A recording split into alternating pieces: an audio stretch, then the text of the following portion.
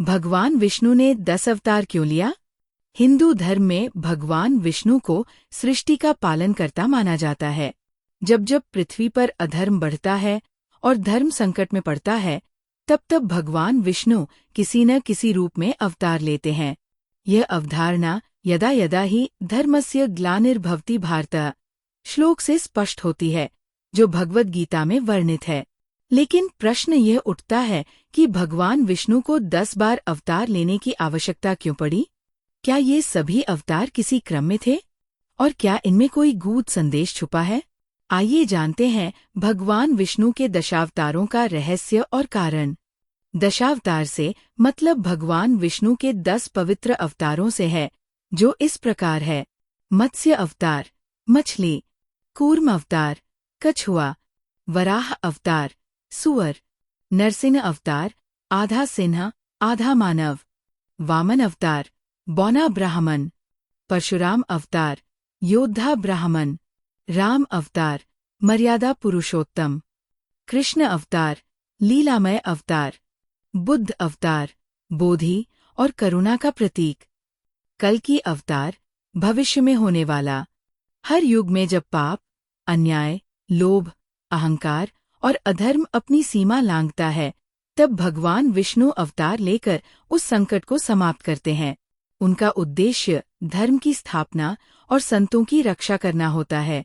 ईश्वर ने इस सृष्टि की रचना की है, इसलिए यह उनका कर्तव्य बनता है कि वे समय समय पर आकर अपने जीवों की रक्षा करें। वे रक्षक हैं और उनका प्रत्येक अवतार इस रक्षा का प्रतीक है।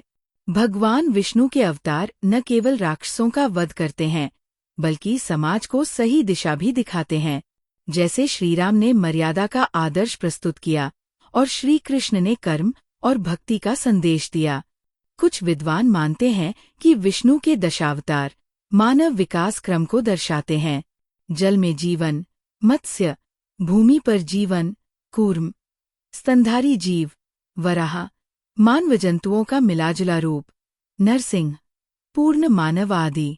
जब प्रलय आया और संपूर्ण पृथ्वी जलमग्न हो गई, तब भगवान विष्णु ने मछली का रूप लेकर सप्तर्षियों और समस्त जीवों की नौका को बचाया।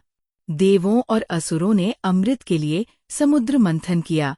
भगवान ने कछुए का रूप धारण करके मंदराचल पर्वत को अपने पीठ पर संभाला। हिरण्याक्ष नामक असुर पृथ्वी को पाताल में ले गया था। भगवान विष्णु ने वराह रूप में युद्ध कर पृथ्वी को पुनः स्थिर किया।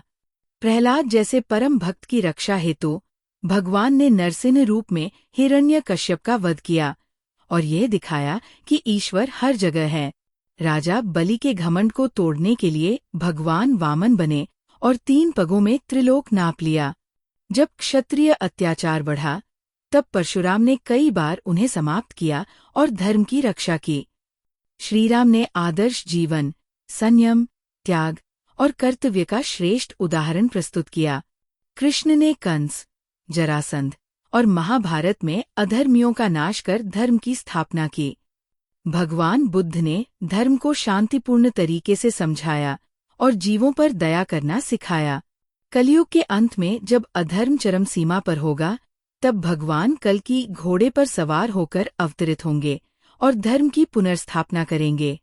धार्मिक ग्रंथों में अवतार का अर्थ केवल शरीर धारण करना नहीं है, बल्कि ईश्वर की ऊर्जा का किसी विशेष उद्देश्य हेतु प्रकट होना भी है। विष्णु के अवतार दर्शाते हैं कि ईश्वर हमारे बीच आते हैं, जब हमें सबसे ज्यादा उनकी जरूरत होती है। भगवान विष्णु के 10 अवतार केवल पौराणिक कथाएं नहीं हैं, बल्कि वे गहन संदेश, आध्यात्मिक शिक्षा और मानवता के लिए मार्गदर्शन हैं। हर अवतार किसी विशेष संकट की समाप्ति और धर्म की स्थापना के लिए हुआ। इसलिए विष्णु भगवान को बार बार अवतार लेना पड़ा, क्योंकि अधर्म बार बार सिर उठाता है और धर्म की रक्षा के लिए ईश्वर को पुनः आना होता है। तो दोस्तों, मुझे विश्वास है कि आपको ये जानकारी अवश्य पसंद आई होगी। ऐसे ही रोचक एवं ज्ञानवर्धक जानकारियों के लिए हमारे चैनल ज्ञानी उल्लू को जरूर सब्सक्राइब करें। साथ ही इस वीडियो को लाइक करना ना भूलें। धन्यवाद।